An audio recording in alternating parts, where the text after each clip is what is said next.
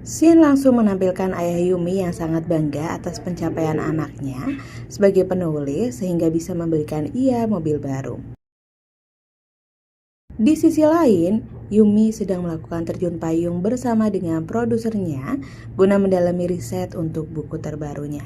Pagi itu, teman Yumi yang adalah istri pemimpin redaksi Miram datang ke kantor Yumi untuk menanyakan kabar dan pengalaman terjun payung yang Yumi lakukan tempo hari. Dalam perbincangan tersebut, Yumi menyatakan rasa kebosanannya dan jenuhnya menjadi penulis. Hal ini bukan karena banyaknya tekanan, namun sebaliknya karena ia merasakan hidupnya terlalu datar dan tidak adanya tekanan apapun. Miram yang mendengar hal ini menyimpulkan bahwa Yumi jadi merasa bosan karena sudah lama tidak berkencan dan menyuruh Yumi untuk mencoba berkencan kembali.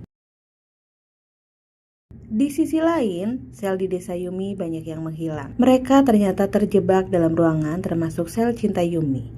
Hal ini ternyata menjadikan sel penulis Yumi lebih kuat dan berpengaruh dalam pikiran dan kehidupan Yumi. Tak lama, ternyata pemimpin redaksi yang tidak lain adalah suami Miram menelpon Yumi menyampaikan produser yang bertanggung jawab dengan Yumi mengalami cedera setelah terjun payung tempo hari. Ia menginfokan akan melakukan pergantian produser sementara selama 1 bulan.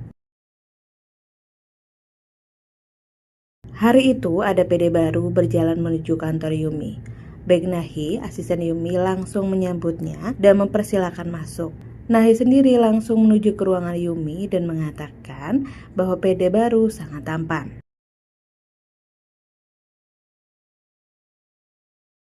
Dalam perkenalan itu, PD baru mengenalkan diri bernama Shin Sorok, pria yang terlihat tenang, serius, dan hanya berbicara seperlunya. Pertemuan pertama yang canggung tersebut ternyata mengungkap bahwa PD Sonrok pernah akan menjadi PD Yumi 3 tahun lalu. Namun tak lama keluar dari kantor redaksi dan baru 1 tahun ini kembali pada redaksi Yumi. Saat pulang ternyata Yumi bertemu kembali dengan Sonrok. Sonrok yang sangat irit bicara ini membuat Yumi tidak nyaman. Apalagi saat di dalam bus, Sonrok menggunakan handset saat Yumi sedang berbicara. Saat turun bus, Yumi sengaja memisahkan diri dengan Sonrok dengan memilih jalan yang berbeda. Namun ternyata di persimpangan, Yumi bertemu kembali dengan Sonrok. Karena canggung, ia sengaja berjalan di belakang Sonrok sambil menjaga jarak. Dalam perjalanannya, ternyata Sonrok mendatangi kedai kue langganan Yumi. Sonrok memborong Bong Hepong krim kostrat strawberry kesukaan Yumi. Dalam keadaan ini, Yumi sengaja menyapa Sonrok dan mengungkapkan betapa dia menyukai bongbong krim kostrat strawberry. Namun Sonrok yang dingin hanya mengiyakan tanpa menyisahkan bongbong kesukaan Yumi. Dari sinilah Yumi mulai membenci Sonrok. Suatu hari mantan kerja Yumi, Ruby datang untuk menitipkan Koko, anjing malatesnya. Namun hal ini bukan hanya sehari, namun berkali-kali dengan berbagai alasan. Ruby memang merencanakan hal ini untuk mencari pengasuh gratis. Saat sedang meeting, Yumi memperkenalkan Koko kepada Sonrok.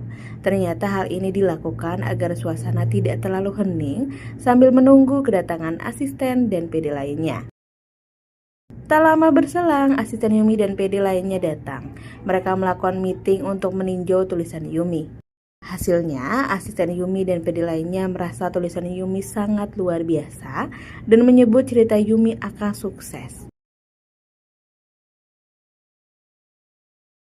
Namun berbeda dengan PD lainnya, Son Sorok berpendapat anjing menetes yang dipelihara oleh pemeran pria tidak cocok dan harusnya bisa diganti dengan ras lainnya.